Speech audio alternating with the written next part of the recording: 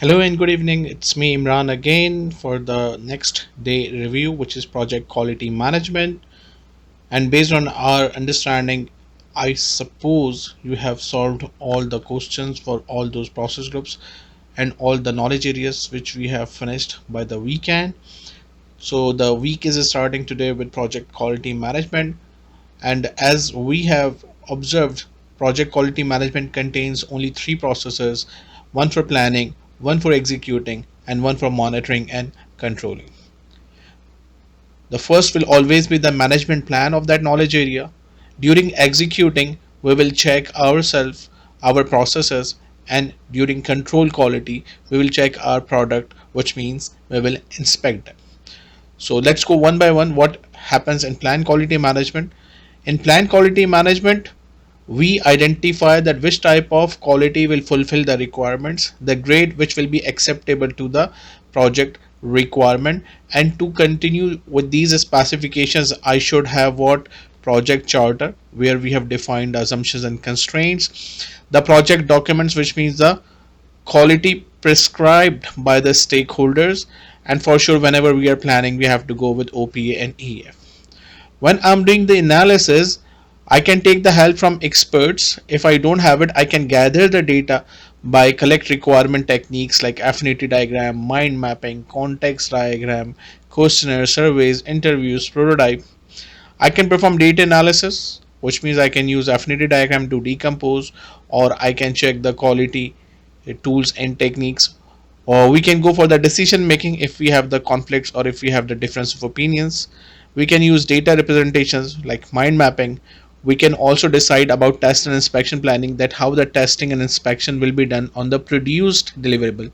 Please remember a very major concept in project scope statement or in the process define scope, and then in the output project scope statement, not only we define the project scope, also we define the acceptance criteria, that what will be the acceptance criteria or sign off criteria for the scope.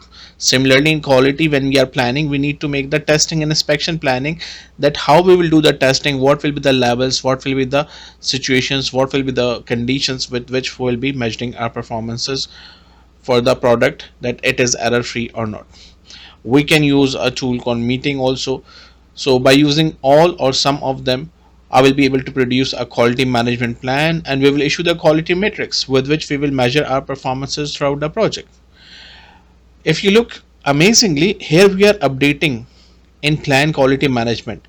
What we are updating: project management plan updates and project documents update, which means when I have collected the requirements in a stakeholder register, and I have requirements documentation or requirements traceability metrics, or the requirements which were mentioned in benefits management plan or business case, maybe they are changed now, maybe their requirements or specification changed now, maybe you have proposed something better than that, maybe you have got specific instructions from the customer or sponsor to be followed. So you will update your plans, what you were defining in the beginning of the process. Then we have planned ourselves. After planning ourselves, we will move to executing with our plan. While executing, from the first day of the executing of the project, my assurance team or quality assurance team will start working to inspect or to audit. I will not say order, inspect, I would rather say audit. To start auditing, to start investigating what is going on, how the people are working, are they working according to the plan as they said, are they working according to the OPA as they have used, are they working according to the EEF or not. And for those things, they will be using the help of project management plan, that how they have said they will do the work, the project documents like quality management plan or matrix, and OPAs they will check that are they following the procedures, are they following the policies, are they following the forms, are they following the templates, are they following the artifacts which should be required for the project. And while using this, they will audit, which means they are using it, plus they will also make sure that when they are using it, are they facing any problems, are there any gaps between the tacit knowledge and the descriptive knowledge. So they will use quality improvement methods, that how can we make it more better, because their task is to facilitate the executing team. Maybe executing team is facing a lot of the problems while pursuing, because we know that in some organizations or in different organizations they have different type of policies. Sometimes they are friendly, sometimes they are very strict, and because of that our performances are being compromised or hostile. So to make the life easier for both of them, what they can do, they can suggest something by using the design for X. They will use problem solving skills or techniques, so in order to joint or in order to bridge between the processes and the performances. So the tools and techniques, data gathering, for sure they will get the work performance information from the control executing guy. They will be performing their analysis that yes, are they on target or not, are they feeling any heat or not, so on. So they will use these tools and techniques, and they will issue the quality reports that this is the situation, this is the report. Like when we do the QMS audits or another IMS audits or EMS audits, we submit the reports. So we will submit the reports, and to support those reports we will have our testing and evaluation documents, that's what we have gone through, the data we have collected, and these are the quality reports. And if required they will submit the change request also, and if the change request is approved, then for sure they have to update the project management plan and project documents. While these four guys are working for assurance, not on the inspection, the control quality guy, they will be working at the end of the phase or at the end of the deliverable to make sure whatever they have produced before going to the customer hand, let's verify it, let's check it before it reaches to the customer hand, so in order to reduce the wastage, in order to reduce the expenses. So they will need all the things which they have planned, which means project management plan.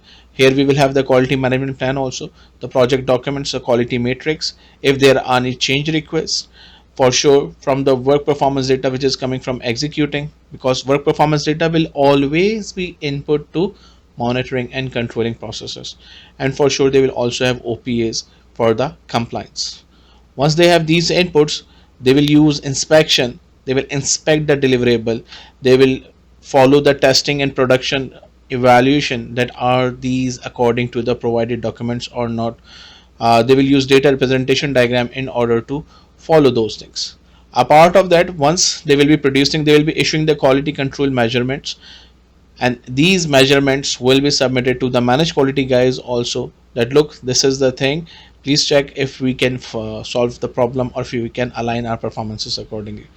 If everything is great, they will verify the deliverable. If not, they'll produce a change request and they will send the data, work performance information, and control quality measurements to manage quality guy, that go please check it why it has happened, and they will supply all the tools they use. There are 7 tools of the quality what you will be concerned about. The first one is flowchart, the second one is cause and effect diagram, which is Ishikawa diagram, the third one is a scatter diagram, the fourth one is Pareto diagram, the fifth one is check sheet, the tally sheet, and the last one is control chart. So these are the 7 tools which will be very important to be here. I would recommend, do not look at these 3 processes, do not overestimate the things or do not underestimate the things. Go and just skim. I always say do not try. Okay, if you have a time, read it, it's amazing. If you don't have time, so you already have my videos if you have been watching it. If not, just go through the chapter and read the brief about all the things, how the processes are aligning. Make sure when we are doing these quality things, we should be able to produce preventive actions, corrective actions, or defective actions. Preventive, you don't want anything to have happen. Corrective, something has happened and now you are making sure that it should not happen again, this is called as corrective actions. Defective actions, you are again going for the reactive actions, that okay, it has happened, now we need to stop it before it happens. So in exam you will find some questions for quality, preventive, corrective, and defective. This is the majority of the situations. Thank you very much for the project quality management. I'll come back tomorrow with project resource communication and a possible communication also, so you can have enough time. Keep reading, keep studying, you have good amount of time. I still will be able to pass the exam as soon as possible. Thank you very much, best wishes, good luck.